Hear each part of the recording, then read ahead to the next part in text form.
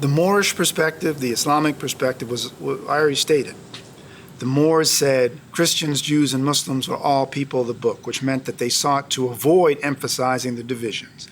That's why from a Moorish perspective, from an African Islamic perspective, there's this emphasis upon trying to be harmonious.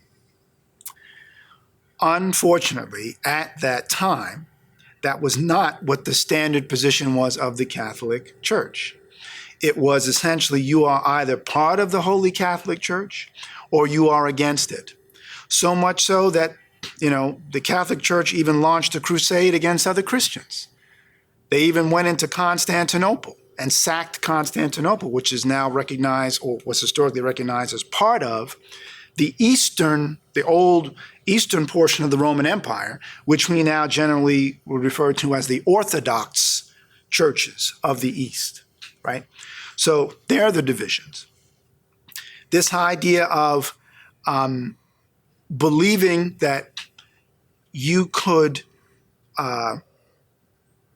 comfortably mistreat people, violate treaties because they didn't have the same religion as you, even as you made an oath in the name of your own, shows that there wasn't a whole lot of embracing of the Christian principles, or more specifically, Christ's principles, and more of using the reference to Christ as a front to then do all kinds of other things and claim it was coming from, in the name of Christ. But clearly, Christianity at that time and the teachings of Christ were not synonymous. Because if one, Jesus in what's often referred to as the double love command, when he was asked, Master, what should we do? As far as what should I emphasize most? What's the most important thing? And I'm summarizing here. And he said, love thy neighbor as thyself and thy Father God with all thy heart and soul. The double love command, meaning everything else is superfluous. If you love God, it means that you're always mindful that there's a power that's over you that's judging you. It means you need to be a woman or a man with a conscience because you're being judged. The second thing is to love thy neighbor as thyself, meaning if I love myself, of course you got to figure out what love is, right? But if I love myself, it means that if I love you as I love myself, and love meaning that I'm concerned about my well-being, I'm concerned about your well-being. So I'm going to do all I can to not cause you harm. We find ways to justifiably and honorably engage in trade or exchange for what we need. And I'm not trying to dupe you, right? You're a part of the family, right? If you see folks as family, and this goes back to the Great Divide issue, right? If you're part of my family, I don't want to rip you off. If I'm really thinking I know what that means that I'm saying, all right, this is my brother Mario, my brother Angelo. I'm not going to try to steal from my own brother and then say that we're family. And I'm trusting that they won't do the same to me, right? So during the time of, let's say, Othello, where all these divisions are going on, these conflicts are going on, even among European powers, right? Christians fighting other Christians, Muslims fighting other Muslims, right? Christians fighting Muslims. I mean, it's across the board. Africans in Africa fighting and enslaving other Africans.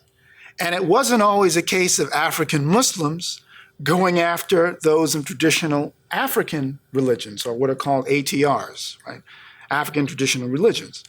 You had Africans of traditional religions fighting other Africans of what are called traditional African religions. And so to me, it's so often it's unfortunate when people try to make it seem as if it was only with the advent of Islam that these divisions existed. No, that's not fair and it's not true. It is true that you can say that the religion of Islam will and does play a part then in those additional divisions. That's a fact. That's just a reality of history. But it's unfair to say that all of it is then put on those Africans who practiced the religion of Islam, right? And later, when I talk about, for example, the Marabouts and the Murids and what that tradition was about, and how, and even Sufism, and how that differed from the orthodoxy, and those traditions were really trying to encourage a greater sense of harmony in terms of the diversity of religious expression, right? But look, whether it's from Moorish science, right? Where are you going, Satan? I'm going to and fro the world, seeking whom I may devour. Or from the traditional Christian perspective, where they say, Satan's going to and fro the world, seeking whom he may devour and destroy. It's the same principle, the great divide, the divisions. Trying to get humanity to not see our interconnection and interdependence. What the ancient Kemites would have referenced as, for example, Ma'at, right? Ma'at, order, balance, harmony. Trying to oppose Isfit, which was chaos, okay? That's the same principle. How do you promote unity? You look for the common denominator in the differences, and then you determine whether as this common denominator, we don't have to have the same ritual practices, but if we have the same principles, we can live together in peace. But that's only if I'm not trying to create some justifiable reason to take your stuff.